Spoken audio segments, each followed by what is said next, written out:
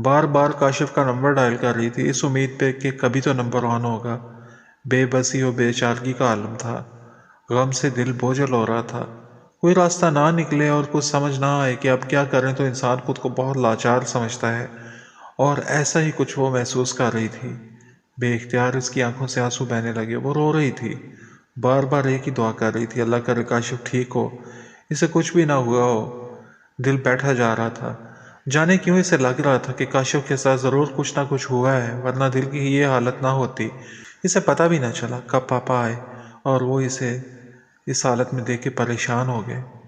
हनी बेटा क्यों रो रहे हैं आप? पापा वो काशिफ। वो भाग के इनके गले से लग गई। पापा पापा वो ब्लास्ट। काशिफ वो बात मुकम्मल न कर पाई। क्या हुआ हनी, पूरी बात बताओ। पापा इसका फ़ोन बंद है, लाहौर जाना था इसने, ब्लास्ट हो गया, पता नहीं क्या हुआ इसके साथ, कहीं कहीं ब्लास्ट हुए में वो। इसकी आवाज़ भर आ गई और वो बात मुकम्मल न कर सकी। मिस्टर रंधावा के चेहरे पे सख्ती आ गई। इनकी बेटी रो रही थी, जिसे वो जान से भी ज़्यादा चाहते थे। इसका प्यार इसे रुला रहा था। काश माँ बाप अपनी औलाद के लिए दुनिया की सारी खुशियाँ खरीद सकते, इसका नसीब अपने हाथों से लिख सकते। इनको फिर काशिफ पे बहुत गुस्सा आया। इसके नंबर बंद होने ने हिना को तकलीफ दी थी, लेकिन वो हिना के एहसासात को समझ रहे थे। किसी को खो देने का एहसास दिल में कैसे तूफान लाता है, ये इनसे बेहतर कौन जान सकता था। हानी बेटा, हो सकता है इसका मोबाइल किसी और वजह से बंद हो। आप चुप हो जाओ प्लीज़। देखो पापा आपको रोते नहीं देख सकते। क्या बच्चों की तरह रो रही हो आप? वो एकदम से चुप हो गई। इसे मालूम था कि पापा बहुत परेशान हो जाएंगे, लेकिन परेशानी इतनी हो गई थी कि ये बात इसके जहन से महव हो गई थी। मैं ठीक हूँ पापा, बिल्कुल ठीक हूँ। इसने अपने आंसू साफ किए। मिस्टर रंधावा की आंखों में नमी उतर आई। वो इनका गरूर थी, अंदर से टूट रही थी, लेकिन बाप को परेशान नहीं देख सकती थी। उन्होंने इसे सीने से लगा लिया। इसके पास बैठे वो काफ़ी देर तक बातें करके इसका ध्यान बटाने की कोशिश करते रहे। वो भी इधर उधर की बातें करके इन्हें यही महसूस करवाती रही कि इसे कोई परेशानी नहीं है। फिर इसे नींद आने लगी। वो देखते रहे। जब इनके बार बार पुकारने पर भी वो ना बोली, तो उन्होंने इसे ठीक से कंबल ओढ़ाया और अपने कमरे में चले गए। इनके जाते ही इसने आंखें खोल दी।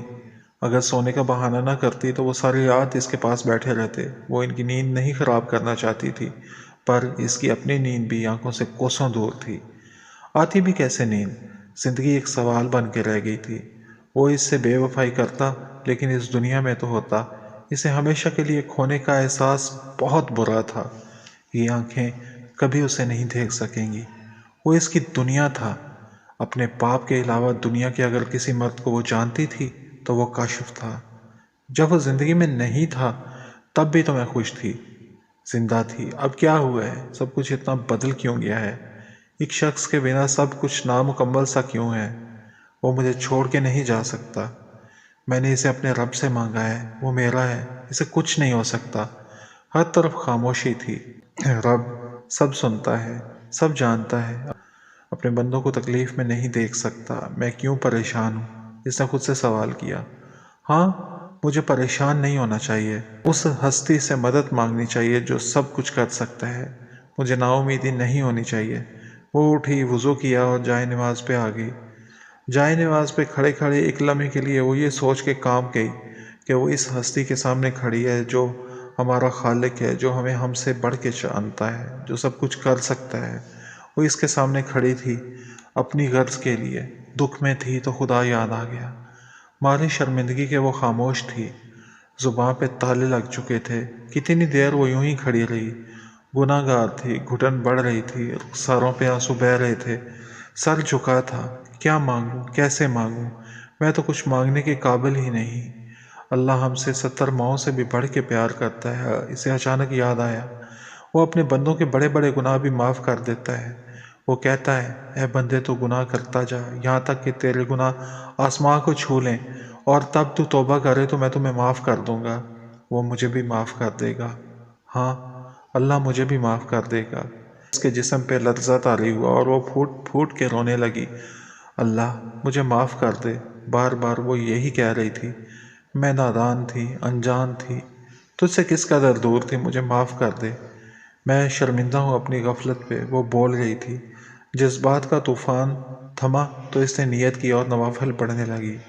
آہستہ آہستہ اس کے رگوں پے میں سکون اتر رہا تھا۔ ہر بار جب وہ سجدے میں جاتی تو دل چاہتا کہ سجدے سے اٹھے ہی نہ۔ ہر 2 نفل پڑھنے کے بعد اللہ سے اس کی زندگی کی دعائیں مانگ رہی تھی۔ وقت دھیرے دھیرے گزر رہا تھا۔ فجر کی اذان ہونے لگی۔ رات کیسے گزر گئی پتہ بھی نہیں چلا۔ سکون دل اللہ کو یاد کر کے ہی ملتا ہے۔ اسے کاشف کی بات یاد آئی۔ سچ کہا کاشف تم نے، آج میں نے بھی آزما لیا۔ اللہ کتنا غفور و رحیم ہے۔ اس قیامت کی رات کی صبح بھی کر دی اس نے۔ اللہ کے سامنے اپنے دکھ رکھ کے اور بہت ساری دعائیں کر کے دل میں یقین پیدا ہو رہا تھا کہ کاشف ٹھیک ہے۔ وہ کبھی کبھی نماز پڑھا کرتی تھی۔ نماز نہ پڑھنے کے اس کے پاس بہت سارے بہانے تھے، جن میں سب سے بڑا بہانہ پڑھائی کا تھا۔ فجر کی نماز پڑھ کے وہ سجدے میں گر گئی۔ اے اللہ، بس اسے زندہ رکھنا، وہ میرا ہی رہے، میں نماز باقاعدگی سے پڑھا کروں گی۔ وہ بار بار یہی دعا کر رہی تھی۔ اچانک اسے احساس ہوا کہ نماز کی باقاعدگی کو کاشف کی زندگی سے مشروط کر رہی ہے۔ ہم انسان کتنے خود غرض ہوتے ہیں، خدا کے ساتھ بھی سودے کرتے ہیں۔ اللہ تو ہماری یہ دعا قبول کر لے، اس کے بدلے ہم ایسا کریں گے ویسا کریں گے۔ نماز تو ہم اپنے لیے پڑھتے ہیں، اس میں ہمارا ہی فائدہ ہے۔ اللہ کو ہماری نمازوں سے کوئی سروکار نہیں۔ اسے اچھا لگتا ہے جب ہم اس کی بات مانتے ہیں، اس کے بندوں کے ساتھ اچھا کرتے ہیں۔ اللہ مجھے معاف کر دے، کاشف کی زندگی مانگتی ہوں میں۔ تیرے لیے ہر بات ممکن ہے، چاہے کاشف میرا نہ بھی ہو، لیکن میں اس کی زندگی چاہتی ہوں۔ اللہ اس گنہگار کی دعا قبول کر لے۔ میں کوئی شرط نہیں رکھتی، مجھے اور کچھ نہیں چاہیے، بس اسے اپنی حفظ و امان میں رکھنا۔ لاہور جانے کا ارادہ کئی دن سے تھا، لیکن ہر بار کوئی نہ کوئی کام آڑے آ جاتا تھا۔ اس دن کاشف نے پکا ارادہ کر لیا کہ آج وہ ضرور جائے گا۔ موٹر وے پہ گاڑی ڈالتے ہی اس نے سانگز پلے کر دیے۔ لانگ ڈرائیو کا اسے تب بھی مزہ آتا تھا جب اس کا پسندیدہ میوزک چل رہا ہوتا۔ اکثر جب اس کا موڈ آف ہوتا تو گاڑی موٹر وے پہ لے آتا اور جب تک موڈ نہ ٹھیک ہو جاتا گھومتا ہی رہتا۔ ہنا کیا کر رہی ہوگی، وہ سوچ رہا تھا۔ اب تک تو وہ گھر پہنچ چکی ہوگی، وہ اسے دور ہو رہا تھا۔ جیسے جیسے اپنے شہر سے فاصلہ بڑھ رہا تھا وہ اداس ہو رہا تھا۔ میوزک بھی اچھا نہیں لگ رہا تھا، یہ اداسی کیوں؟ لیکن وہ اس اداسی کا سبب جاننے سے قاصر تھا۔ اس کا دل نہیں کر رہا تھا کہ یونیورسٹی جائے، لیکن پھر اس امید پہ چل پڑی کہ شاید کاشف وہاں آیا ہو، اس کے بارے میں کچھ پتہ چل سکے۔ یونیورسٹی پہنچ کے اس نے کاشف کے ڈپارٹمنٹ کی کچھ اسٹوڈنٹ سے پوچھا، لیکن انہوں نے کاشف کو آج نہیں دیکھا تھا۔ اس نے فون پہ کال کی لیکن نمبر بند تھا۔ وہ اسے ڈھونڈنے لگی۔ ایک بار پہلے بھی وہ اسے ڈھونڈ رہی تھی اور وہ مل نہیں رہا تھا۔ کافی دیر وہ پھرتی رہی لیکن وہ نظر نہ آیا۔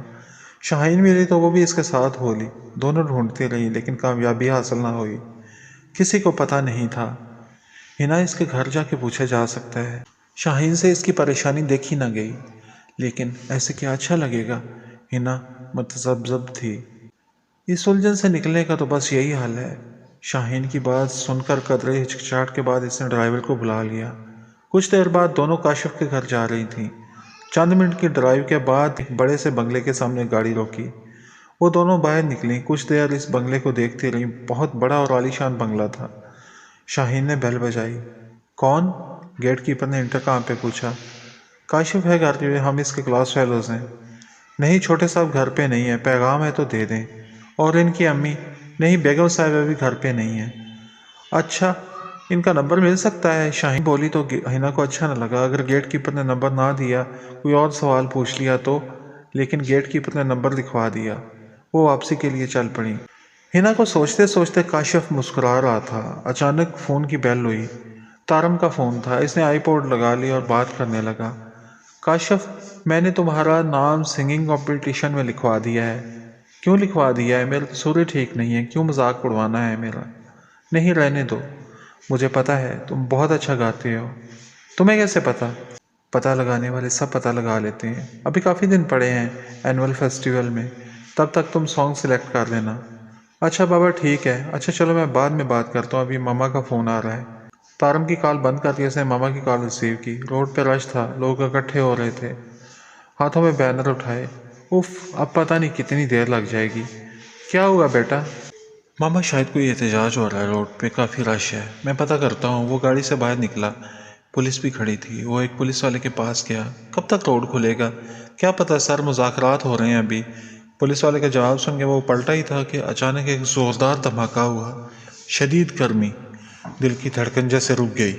وہ مر رہا ہے، بس یہی آخری احساس تھا۔ اس کا ذہن تاریکیوں میں ڈوبتا چلا گیا۔